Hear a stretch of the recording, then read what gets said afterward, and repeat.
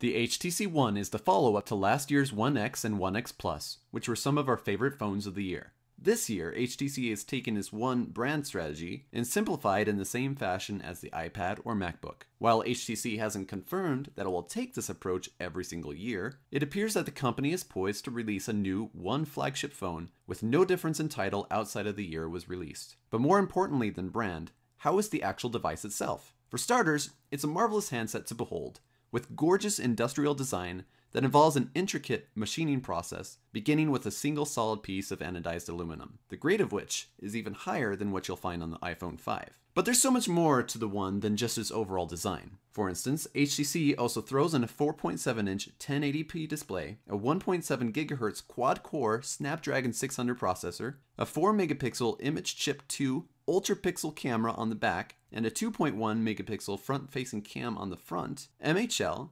NFC, DLNA, dual-band Wi-Fi with AC support, Bluetooth 4, 2 gigs of RAM, an infrared blaster, a 2300 mAh battery, your choice of 32 or 64 gigs, and plenty of other top-of-the-line specs. The One follows the pyramid design strategy that we've seen on the Windows Phone 8X and the Butterfly.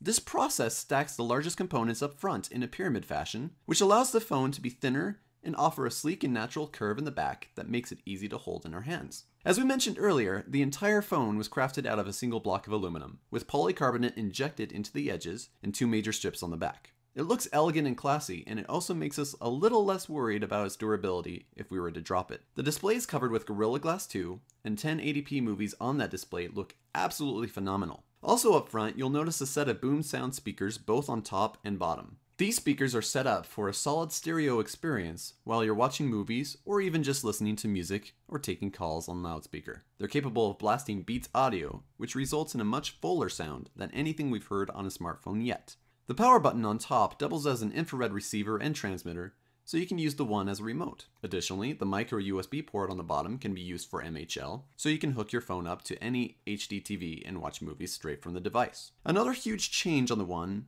is the way that it handles its imaging. HTC has come up with what it's calling an ultra-pixel sensor, which basically means each pixel is much larger than the standard phone camera, which thus is capable of taking in more light. In order to do this, HTC needed to drop the resolution down to 4 megapixels, which means that when you zoom in on a picture, you have less pixels and, well, fewer details. Daylight images still look very crisp when you view them at regular size though. The One also features optical image stabilization and a lower aperture than most cameras. As you can imagine, this makes low light shots look absolutely stunning because they're able to grab so much errant light. The HTC One is now our go-to device anytime we need to take the best possible pictures from a smartphone. The One can also take 1080p video, and you can record it using HDR as well if you prefer. But one of the most interesting parts of what the camera can do is Zoe. Short for zoetrope, this lets you take several burst shots and a 3-second 1080p video at the same time. And the One puts it all together into a cool little 3-second clip that's viewable on your phone.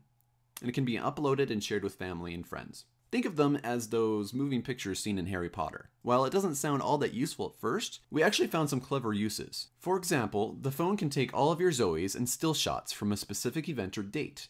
Let's say a Disneyland vacation, and does some slick professional style editing and slaps together a 30-second clip with your shots synced to music. Once that's done, you can upload them to YouTube or a special URL that you can hand out to whomever you'd like. Second, there's a feature called the Zoe Share, which lets you take up to 10 shots and put them together as a collage, again on a special URL. The HTC One comes with Android 4.1, but you may not be able to tell right away because HTC adds its custom skin to it called Sense 5. The biggest added feature to Sense 5 is Blink Feed, which looks like a combination of Flipboard and Windows Phone Live tiles. In Blink Feed, you see a series of windows of different sizes, each one representing a social media status update or a website post. You can scroll through them as a means to catch up on any news you missed while you've been away from your phone. You can choose which feeds you want. For example, tons of sites are featured, one of which is Engadget, and there's also support for Twitter, Facebook, and many other services. You can't do emails or notifications yet, but in the future an SDK will be provided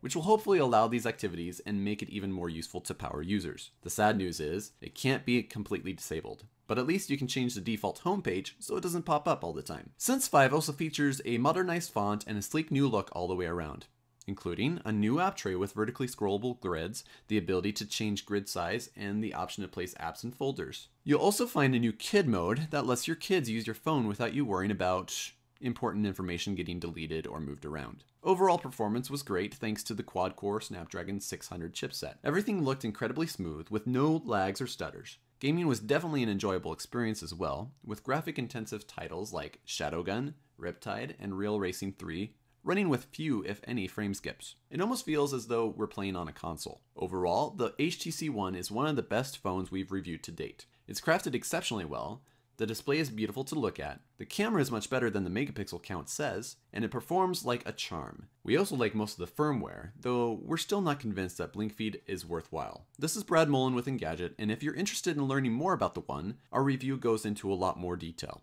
Check it out at Engadget.com.